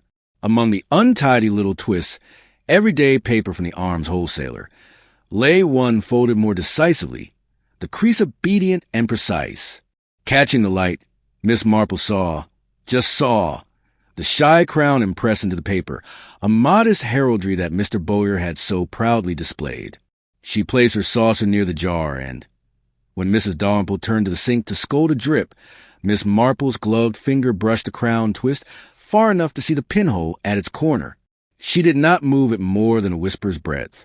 "I'll take 2 lumps, dear," Mrs. Dalrymple declared, reclaiming her place. Mrs. Perry refused sugar with a sniff. "I take mine honest," and Mrs. Penfold, smiling with duty's gentility, helped herself last. "Only 1, she said, and selected, without looking, the neat packet her hand knew by heart. She pinched it open, tipped it toward the cup, and paused very slightly to clear her throat. Then she stirred. It was the smallest grimace, one that a woman might make at unexpected strength in her tea. She took a sip, made the same face again, and said, in a tone trying to be humorous and landing on brittle, "Someone has been too free with the leaves." A second swallow followed, dutifully polite. Then the cuppa rested halfway down. Mrs. Penfold's other hand rose to her bodice, as if smoothing a crease, then clutched. She seemed to debate very quickly with her own dignity and lost. The cup struck the saucer with a bright, frightened sound. Mrs. Perry was beside her in an instant, all sharp angles and bitter competence. "Sit," she commanded, and between them they eased Mrs. Penfold onto a chair. The chairwoman's face had gone the color of linen left too long in the sun. "It's nothing," she said, the words thinner than she was. A flutter. "Harold!" cried Mrs. Sims from the doorway. She had brought a bundle of newsletters, in the habit of moving in at the right moments. "Harold!" And then Dr. Sims was there, having entered as quietly as a remedy into an illness. He felt Mrs. Penfold's pulse, looked in her eyes, sniffed the tea, and said, very soft and very calm, "We will be better if we are very dull and do exactly as we're told." He sent Mrs. Dalrymple for water and Mrs. Perry for salt. He directed Mrs. Sims with a folded towel. There was no drama, only carefulness. Within minutes, the worst of it passed, a trembling, a sickness, the sense of heart that had been invited to gallop and discovered it had not the legs for it. "Not a severe dose," the doctor said at last, his gentleness carrying its own indictment, but not an accident either. He lifted the cup, sniffed once more, and placed it on a tray as if it were a specimen polite enough to wait its turn. Sergeant Greaves arrived with a speed that suggested messengers still have their uses. He took in the scene, Mrs. Penfold pale but upright, the doctor abstracted and grim, 3 women in various states of righteous shock, Miss Marple by the sugar jar, unobtrusive and very much in the correct place to be overlooked. "Who made the tea?" he asked, pencil already in legionary position. "I did," said Mrs. Penfold. And I sugar my own. There was a dignity in it and an accusation, both necessary to her. And Miss Ford, Greaves said, looking to the door as if the girl might be conjured. Where is she? At the station, replied Dr. Sims's wife before anyone else could, giving her statement still. She has been there since noon. If Larchford possessed a barometer of suspicion, its needle jumped neatly at that. A second poisoning, attempted at least, while the tidy suspect sat under watch. One could feel the village recalculate. Greaves moved to the sugar jar, bent like a man who wished to spare his trousers the indignity of bending, and peered in. Miss Marple's hand wandered, aimless, grandmotherly, toward the jar. You will find, she observed, that the paper one of those twists has a little crown on it, embossed here. Oh, just there, if you tilt it. She tapped an innocent twist, and Greaves, obediently, picked up the guilty one. He frowned when he saw the crown, more when he saw the tiny puncture, and most when the faintest whisper of lavender rose from the paper. He had sat in Mrs. Penfold's parlor twice in the last days. His sleeves could not forget the scent. Where did that twist come from? He demanded, turning on the room. Mrs. Perry straightened. From your own orders, Sergeant? From Mr. Bowyer's, I should think. He supplies the W.I. with sugar for any proper due. Not that this is proper. Mr. Bowyer supplies Clare and Sons for village events, Miss Marple said, in a voice so mild it could have buttered toast. But the Arms uses a cheaper packer, as you know, Sergeant. This jar, until a moment ago, held only the everyday kind. One crown twist among them is the odd thing, like a hymn in a dance book. Mrs. Penfold's eyes were closed, but her fingers, involuntarily honest, pressed at the edge of her apron, seeking the comfort of a seam. Greaves noticed, then pretended he had not. Honor doing quick battle with instinct. We'll have the cup and the paper, he said, resigned to care. Doctor? Before he left, a second messenger found him. The vicar had asked you with haste. Sergeant, terribly sorry. Another matter. The church safe. He swallowed. I went to put away the fate takings. The spare key was missing from the drawer and the safe. I fear someone has had it open. The Houston envelope, the one regarding the land behind Weaver's cottage. It is not there. Greaves's pencil hovered uselessly above blank paper. One feels, in such moments, that the world is deliberately producing events to require too many lists. Lost? He asked, out of reflex, and the vicar shook his head with the sadness of a man who has just looked very hard at his own honesty and found it insufficient. Taken, he said, cleanly. The words taken and cleanly traveled swiftly once they found air. By tea-time, most of Larchford had added them to their sentences whether they fitted or not. A second crime, then one of stealth rather than stomach. Two neat acts, both suggesting a mind that preferred order and opportunity to brawl. Miss Marple stepped out into the late afternoon and let the river's hush take the shock from the day. She considered the new pattern. Mrs. Penfold made ill by a sugar cup, while Elsie sat at the station, an envelope missing that might lay bare who had claimed to the land Mrs. Houston had spoken of, and therefore who might profit by her silence. One could almost admire the efficiency, if one were inclined to admire the devil's housekeeping. And yet, to Miss Marple, the second crime did not read as momentum so much as correction. Someone had seen the village interest begin to settle in the wrong places and had moved, tidily, to nudge it back. A faint, sensible nudge, a crown twist in a common jar, a key lifted from a drawer known to anyone who had ever helped the vicar count pennies after a jumble sale, a cup made bitter and then set down, precisely, on a saucer with no chip to give the game away. She walked on, an elderly figure with a modest hat, thinking, as she had the first day, not of poison, which tells its truth to clever men in white coats, but of hands. Who carries a spare key as if it were naturally theirs? Who cannot bear jar mixed things without writing the one that sits awry? Who, when frightened, smooths a hem not to calm themselves, but to reassure the pocket they have made within it? At Mrs. Weatherby's, she set the lemon loaf upon the table and took up her knitting. People think wickedness is noisy, she said to the clicking needles. But most of it, I find, is very quiet and very tidy. The second stitch slid home, and dreadfully impatient of being misunderstood. Chapter 9. Hidden Connections. The web of lies deepens. By the fifth morning, Larch Ford had the look of a quilt that had been mended in haste. Serviceable to glance at, but with puckers if one smoothed a palm across. The attempted poisoning had given everyone something to say, and, more tellingly, something to avoid saying. The church bells sounded mild and domestic in the clear air, as if to remind the village of its better nature. The village, for its part, kept its head down and counted teaspoons. Miss Marple began her day with a visit to Miss Clover, whose post office was a discreet heart of many circulations. She did not ask for secrets. She asked for 2-penny stamps and a book of postal orders, which plants one at the little shelf just long enough for the postmistress's conscience to feel unburdened by generalities. "A busy week for registered," Miss Clover observed, as she folded the stiff blue paper with a care that made it look ceremonial. One to the late Mrs. Hewson on the morning of the fete. Solicitor's hand, that neat. Hensley and Pratt from Muchwind. Another to the vicar yesterday. Returned receipt. She looked apologetic for facts that would have existed whether or not she saw them. Nothing private in it, of course. But one learns the way to things. "Indeed," Miss Marple murmured. "Lawyers write like tailors. Everything pinned for a fitting." She tucked away the orders. "Do you remember if Mrs. Hewson sent anything out registered last week?" Miss Clover's brow pleaded. "Not registered. She posted a stout envelope ordinary rate 2 days before the fete. Local. I thought, that wants more, and said so, but she only smiled. People never think weight matters until it is too late." The bell pinged for a new customer, and the moment passed like a bird through a hedge. From the post office, Miss Marple made for Weaver's cottage, which sat modestly at the bend of the lane where the river's voice grew companionable.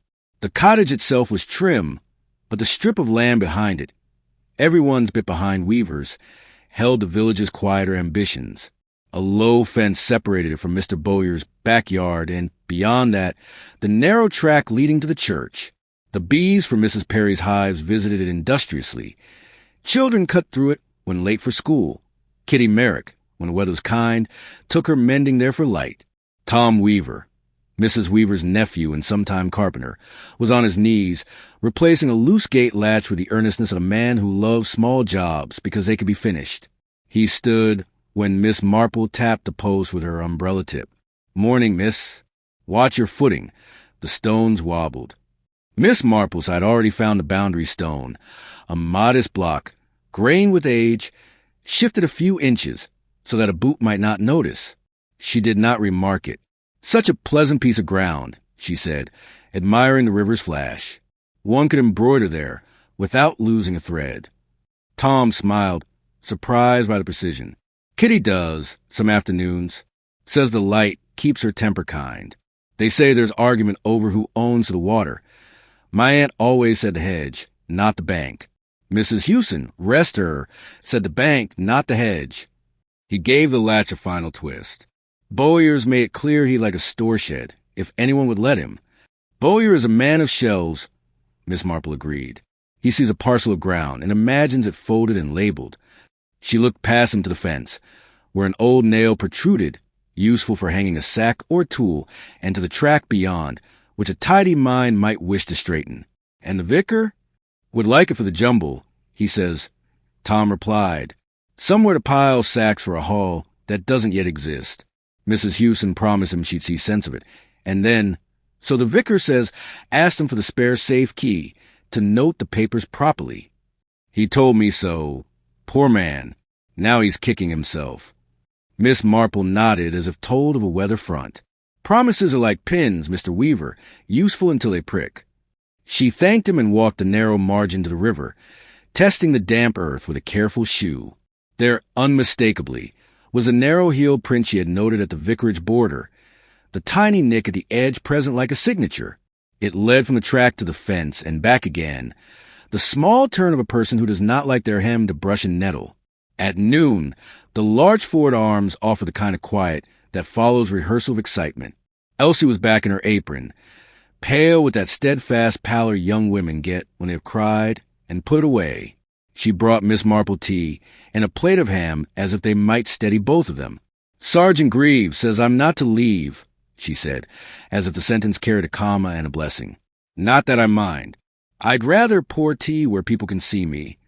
It is the nicest place to be innocent, Miss Marple agreed.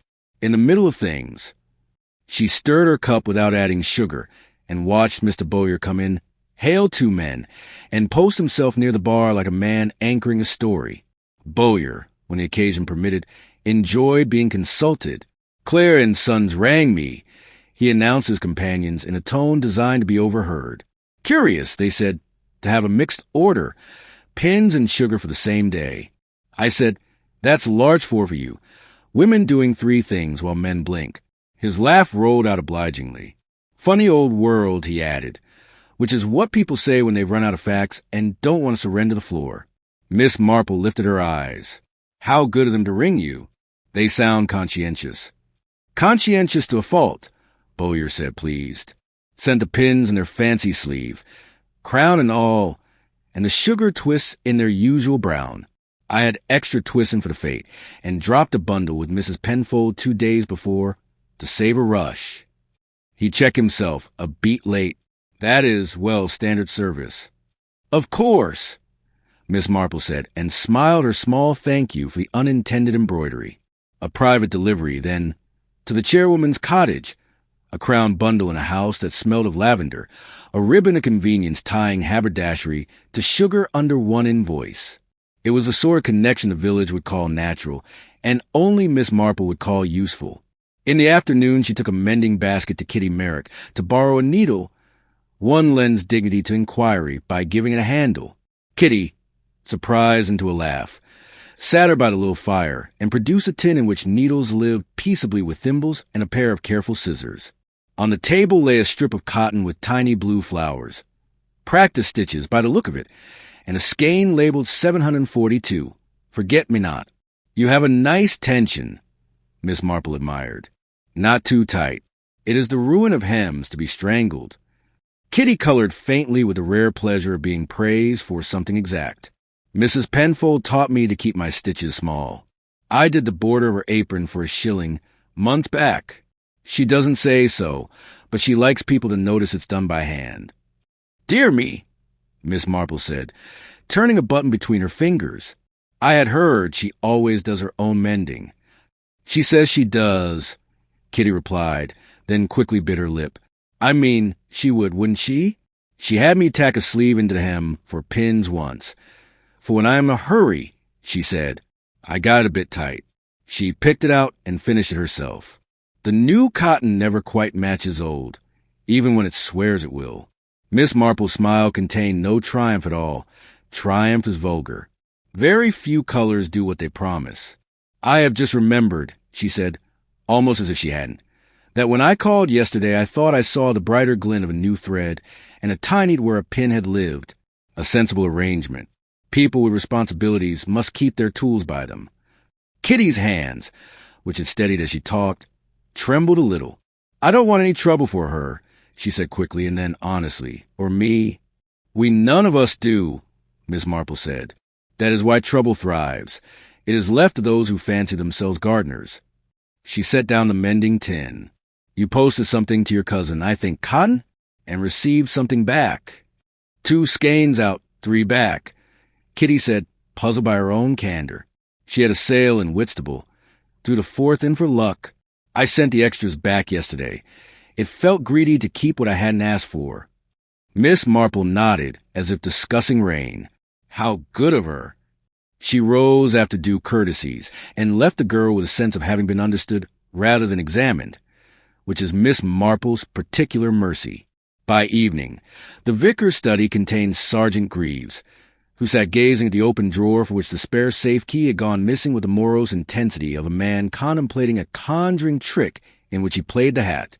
The vicar, flustered and penitent, described the after-fate counting ritual, Mrs. Penfold and Mr. Bowyer present as usual, Elsie and Kitty never included, Mrs. Dalrymple popping in with a list, Mrs. Sims bringing a tray.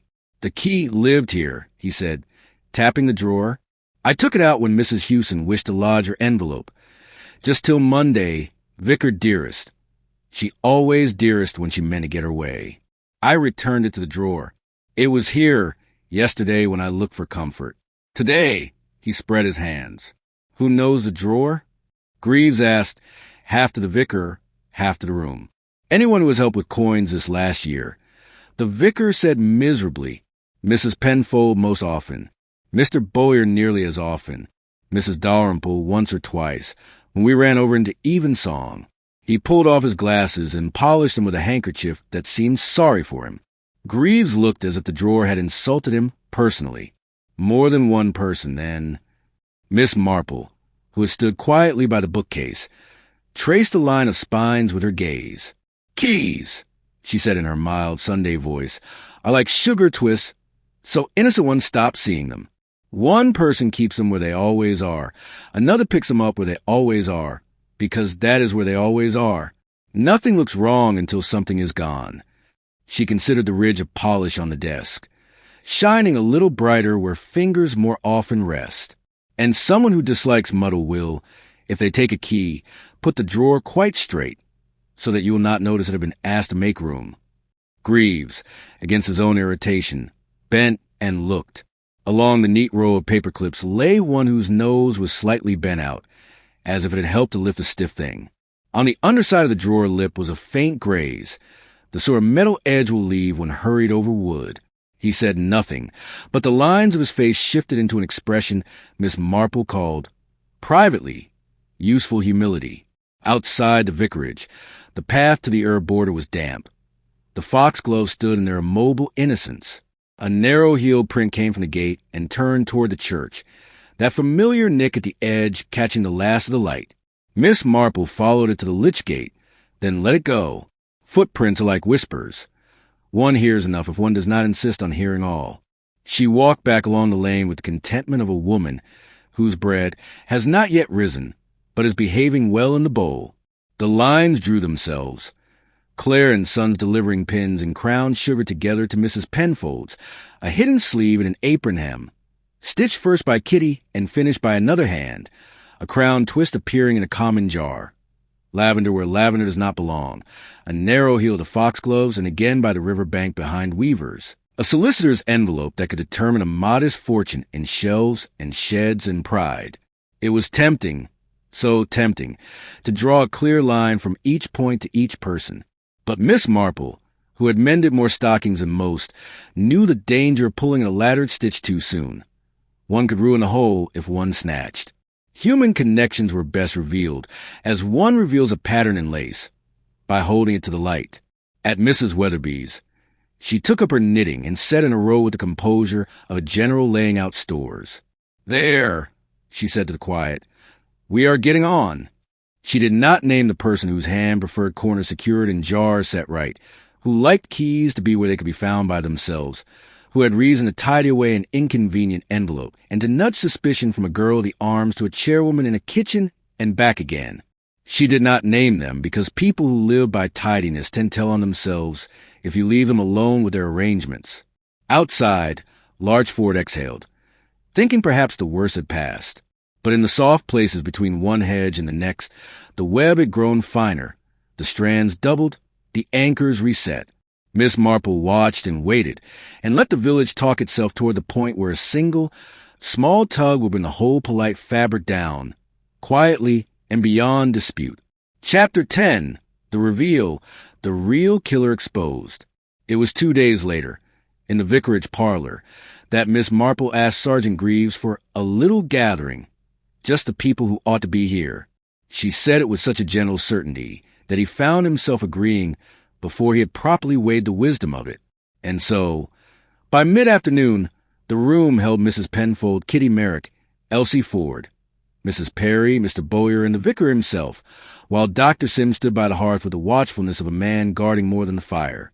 Miss Marple sat at the small table near the window, her knitting in her lap, though she had not cast on a single stitch. She looked from face to face, her manner one of mild apology, as if she were about to speak on a matter entirely domestic, perhaps the misplacement of a tea-tray. "It has been a distressing week," she began, "and I dare say we are all ready for it to be over. There have been 2 crimes, you know, 3, if we count the theft of the church papers as separate from the death of poor Mrs. Hewson." "2," Mrs. Perry demanded. You mean the poisoning in the—" She stopped, seeing Miss Marple's eyes upon her. "Yes," Miss Marple said pleasantly. "The murder of Mrs. Hewson and the attempted poisoning of Mrs. Penfold. They are connected, but not in the way most people have assumed. You see, the second was never intended to kill. It was meant to direct suspicion." Mrs. Penfold gave a faint gasp.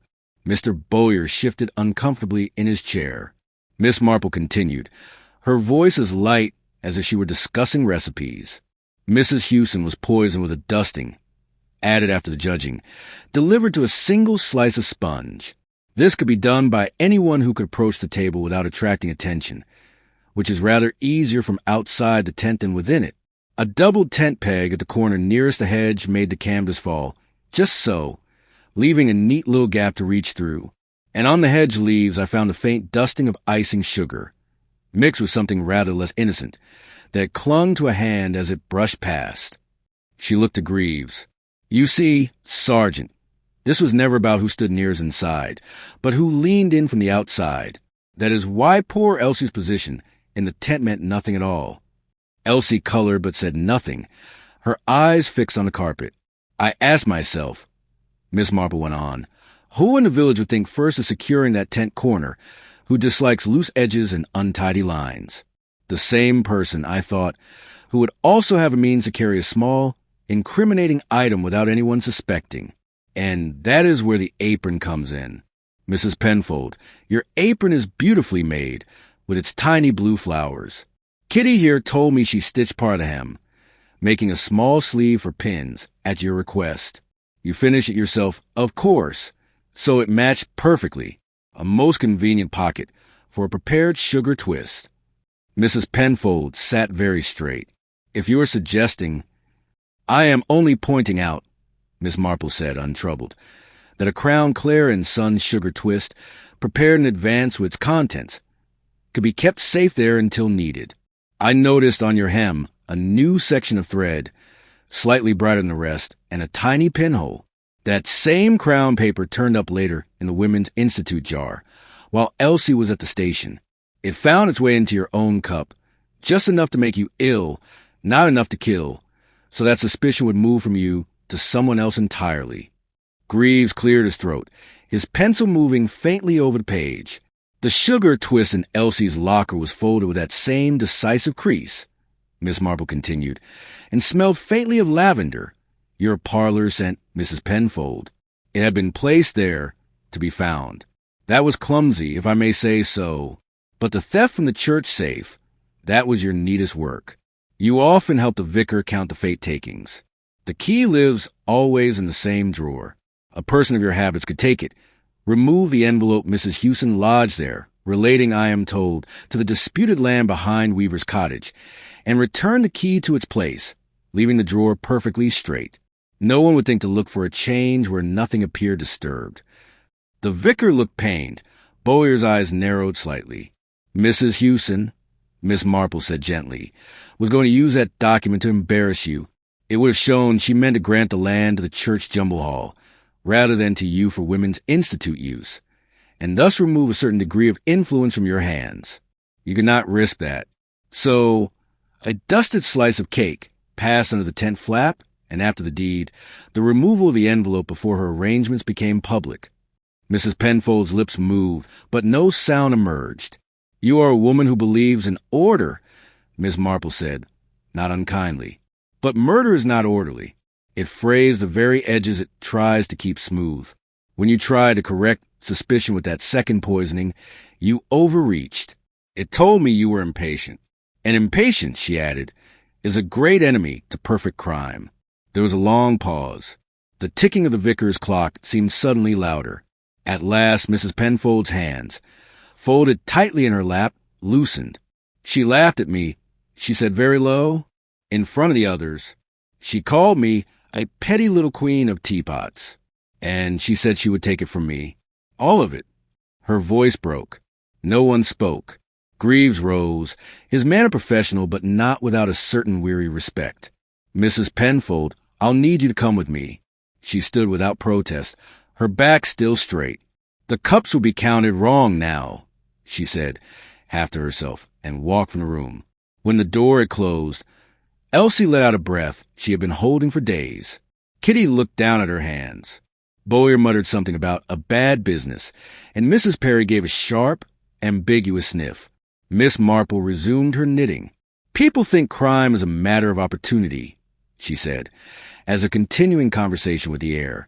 "It is, in truth, a matter of temperament. You can often see the whole of it in how a person keeps their drawers, or their hems.